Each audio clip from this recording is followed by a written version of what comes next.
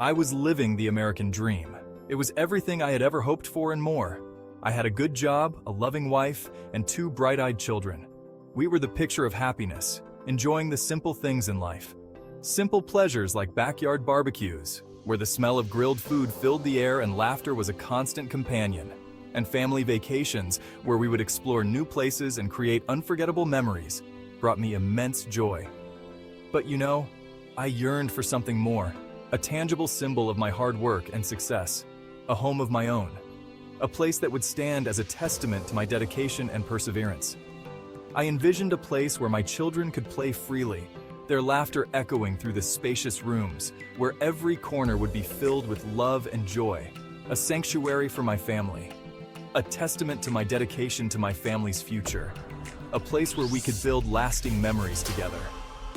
Fueled by this dream, Ronald Belton poured his savings into purchasing a plot of land, a blank canvas for his aspirations. His heart brimming with hope and anticipation, he saw not just land, but the foundation of his family's future. He spent his evenings meticulously studying blueprints, each line and curve a step closer to his dream. His mind abuzz with plans for every room, every detail a reflection of his love for his family and his vision for their future. Every decision, every choice was made with his family in mind, ensuring that their home would be perfect in every way. The house I believed would be my legacy, a symbol of my hard work, determination, and love for my family. Weekends were dedicated to transforming his vision into reality. Each brick laid, each nail hammered brought him closer to his dream. Belton, with calloused hands and a determined spirit, laid brick upon brick, each one a symbol of his aspirations and hard work. Each brick was a step closer to his dream, a tangible representation of his dedication and perseverance. The rhythmic clang of the hammer, the satisfying rasp of the trowel, were music to his ears, a symphony of progress and hope. Each sound, each movement was a step closer to his dream, a testament to his hard work and determination. Neighbors, witnessing my tireless efforts, would offer words of encouragement, their admiration fueling my resolve and determination. Their support and encouragement were invaluable, giving me the strength to keep going, even when things got tough. I wasn't just building a house, I was building a future, a testament to the enduring power of the American dream and my love for my family. A place where we could create lasting memories, a symbol of our hard work and dedication. With every passing day, the structure grew, inching closer to completion, mirroring the expanding hope in Belton's heart. His dream was within reach, each day bringing him closer to the realization of his vision. His dream was within reach, a testament to his hard work, determination, and love for his family. The house was more than just a building. It was a symbol of his dedication and perseverance, a place where his family could thrive and create lasting memories. One fateful morning, I arrived at my construction site, my heart heavy with a sense of foreboding. The air felt thick with an unspoken dread, a premonition of the calamity that awaited me. The familiar clang of construction was replaced by an eerie silence.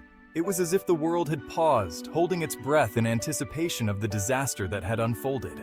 My stomach churned as I approached my half-built home, the structure that was supposed to be a testament to my hard work and dreams. My gaze scanned the desolate landscape, searching for any sign of life, any indication that this was all just a bad dream. Panic surged through me as I confirmed my worst fears. The site was deserted, and my equipment, my tools, my dreams were gone. Stolen. The empty tool shed stood as a stark reminder of the theft. My equipment, painstakingly gathered over the years, had vanished into thin air. The carefully stacked bricks now seemed to mock me, their neat arrangement a cruel contrast to the chaos that had been unleashed. The unfinished walls were a cruel reminder of my shattered aspirations, each incomplete section a testament to the dreams that had been so ruthlessly stolen. The theft was a devastating blow, both financially and emotionally. It wasn't just about the loss of tools and materials, it was about the loss of a vision, a future that had been painstakingly planned. The tools and materials represented months of savings, painstakingly accumulated through long hours and sacrifices. Each tool had a story, each material a purpose, all now reduced to a painful memory. But the loss ran deeper than money. It was a theft of his hope, his belief in a brighter future. The dreams he had nurtured, the plans he had made, all seemed to crumble in the face of this cruel reality. His belief in a brighter future was now overshadowed by a dark cloud of uncertainty. The vision of a home filled with laughter and love seemed to drift further away with each passing moment. The dream I had poured my heart and soul into was crumbling before my eyes, each missing brick a testament to my growing desperation. The site that was once a symbol of hope now stood as a monument to despair. Each missing brick represented a piece of my shattered dream, a fragment of the future I had envisioned. The gaps in the wall mirrored the void in my heart, a void that seemed impossible to fill. The weight of responsibility pressed down on him, a burden that seemed to grow heavier with each passing day. The pressure was relentless, a constant reminder of the stakes involved. The smiling faces of his children were a constant reminder of the future he was struggling to provide. Their innocent joy contrasted sharply with the turmoil he felt inside, a turmoil that threatened to consume him. The once solid foundation of his life was cracking under the immense pressure, threatening to collapse under the weight of his shattered dreams. The cracks in the foundation mirrored the cracks in his resolve, each one a testament to the challenges he faced. The abyss of despair loomed large, threatening to engulf him. The edge of the cliff seemed closer than ever, a precipice that he teetered on, struggling to find his footing in a world that had been turned upside down. The theft of my equipment marked a turning point in my life, sending me tumbling down a slippery slope of despair. It wasn't just the loss of material possessions, it was the loss of security, the feeling that my world was no longer safe. The broken window was a metaphor for the shattered state of my life, a gaping hole that let in the cold winds of uncertainty and fear. The financial strain proved insurmountable, my meager savings quickly depleted by the rising cost of replacing the stolen materials. Each bill that arrived felt like a nail in the coffin of my financial stability. I found myself constantly juggling payments, trying to keep the lights on and food on the table.